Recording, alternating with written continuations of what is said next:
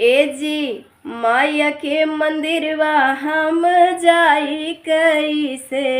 हे जी मैया के मंदिरवा हम जाई कैसे।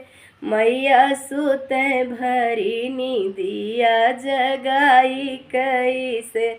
मैया सुते भरी नींदिया जगाई कैसे। ए जी मैया के मंदिरवा हम जाई कैसे। हाँ जी मैया के मंदिरवा हम जाई कैसे। मैया सुते भरी नींदिया जगाई कैसे। मैया सोवई भरी नींदिया जगाई कैसे। मैया के माथवा पे बिंदिया सोहे। मैया जी के माथवा पर बिंदिया सोहे। बिंदिया सोहे हो बिंदिया सोहे। बिंदिया सोहे हो टिकवा सोहे। उनके मंगिया में सिंदूरा लगाई कैसे। उनके मंगिया में सिंदूरा लगाई कैसे।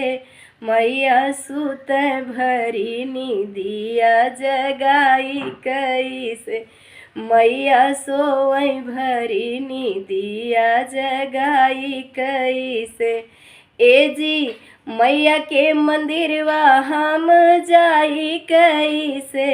मैया सोवे भरी नींदिया जगाई कैसे। मैया सुते भरी नींदिया जगाई कैसे। मैया के हाथवा में चूड़िया सोहे। मैया जी के हाथवा कंगनवा सोहे। चूड़िया सोहे कंगनवा सोहे। उनके हाथवा में मेहंदी रचाई कैसे। उनके हाथवा में मेहंदी रचाई कैसे। मैया सुते भरी नींदिया जगाई कैसे। मैया सुते भरी नींदिया जगाई कैसे। ए जी मैया के मंदिरवा हम जाई कैसे। ए जी मैया के मंदिरवा हम जाई कैसे। मैया सोई भरी नींदिया जगाई कैसे।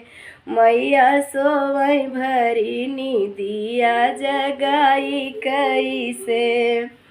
मैया के अंगवा में सड़िया सोहे।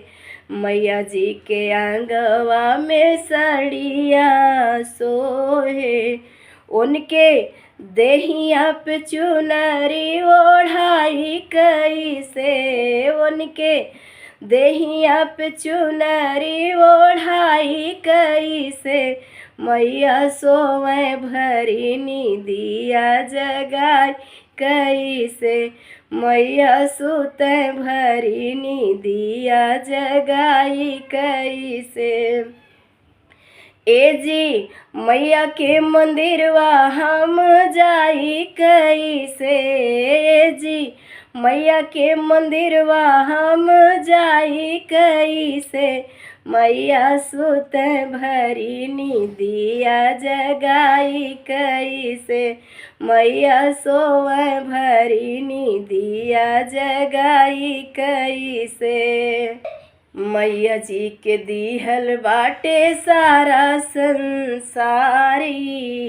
मैया जी के दिहल बाटे पूरा परिवार जी। ए जी मैया जी से अरज सुनाई कैसे। ए जी मैया जी के अरज सुनाई कैसे। मैया सुते भरी नींदिया जगाई कैसे। मैया सोवे भरी निदिया जगाई कैसे। ए जी मैया के मंदिरवा हम जाई कैसे। ए जी मैया के मंदिरवा हम जाई कैसे। मैया सुत भरी निदिया जगाई कैसे। मैया सोवे भरी निदिया जगाई कैसे।